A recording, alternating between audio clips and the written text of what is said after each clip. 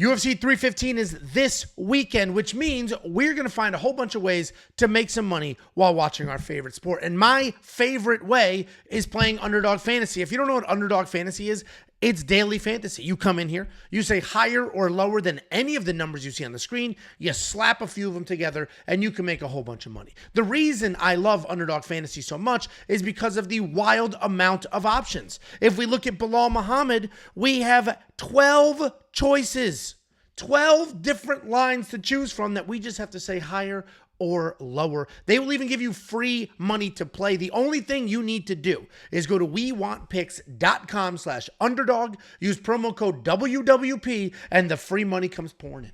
They say, here you go, here's a little taste. Go take the free money.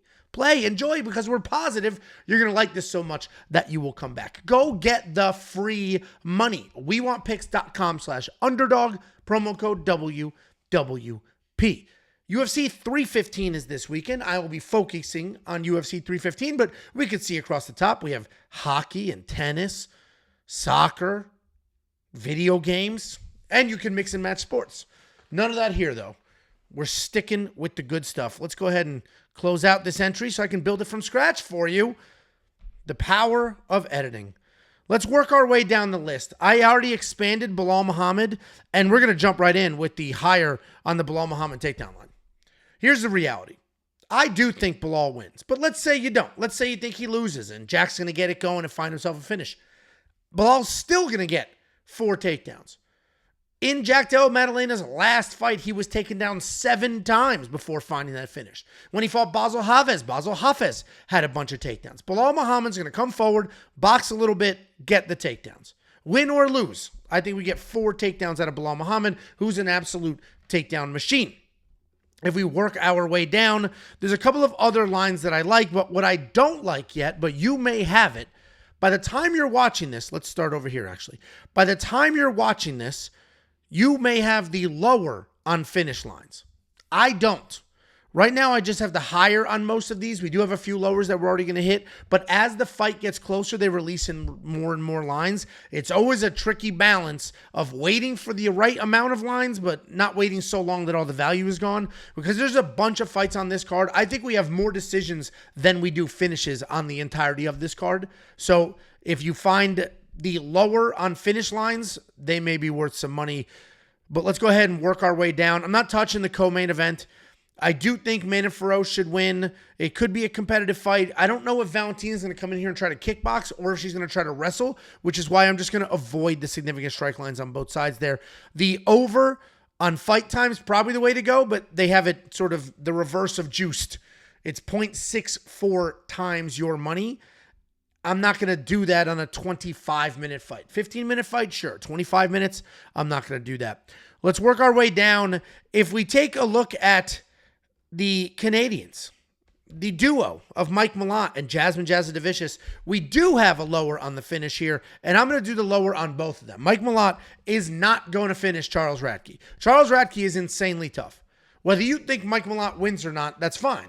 But Charlie Radtke is crazy tough. He's a pretty durable dude. Yeah, he got finished by Carlos Prates. No disrespect in that. That's a respectable loss. I think Mike Malott's probably going to win with some pitter-patter strikes on the outside, maybe get a few takedowns, hang out. I think we're good on a decision there. Jasmine Jasudavicius, same thing. She's fighting Jessica Andrade. Jessica Andrade is the dog. Jessica Andrade is tough.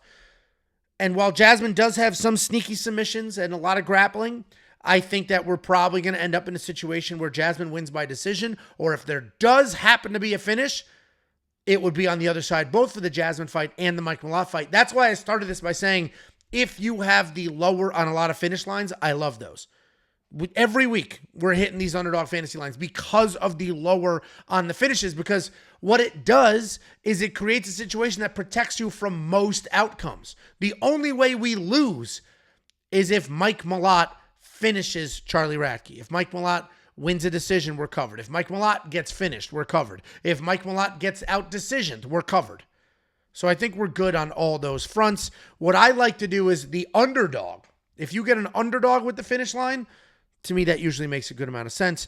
If we're working our way down, I was debating the Ivan Arslan strike line because I figure him and Navajo Sterling are just going to get after it. It's going to be a kickboxing match, but let me just leave that alone. Navajo Sterling isn't proven yet entirely, and Ivan might come out just swinging like crazy. The Cutelaba fight as well, if we look at their significant strike line, it's very low. And Cutelaba is a guy that all of a sudden, as of late, he has found himself in a couple of decisions when previously he was never going to a decision. But we're going to leave that alone. I don't need a 39 length entry here, but you can certainly make more than one. What I am going to do is the higher on Brad Katana's significant strike line. Here's the reality. Brad Katana is a busy in-your-face striker. He'll move forward. He'll work in takedowns. He'll do all the things. He has also blown past this number in basically every single fight he's ever been in. Just absolutely cruise past, rip past this number because he is busy, because he is active. Win or lose, Brad Katana lands in the 80s, close to hundreds in the significant strike realm. So I think we're good in that regard. This is going to be my entry. I'll show it to you in a second. But if we do go to Rivals, I always recommend just checking out Rivals. What Rivals does is it takes the fighters who are fighting each other, it pits them together, and it adds a line. So for example, we see Bilal Muhammad, significant strikes.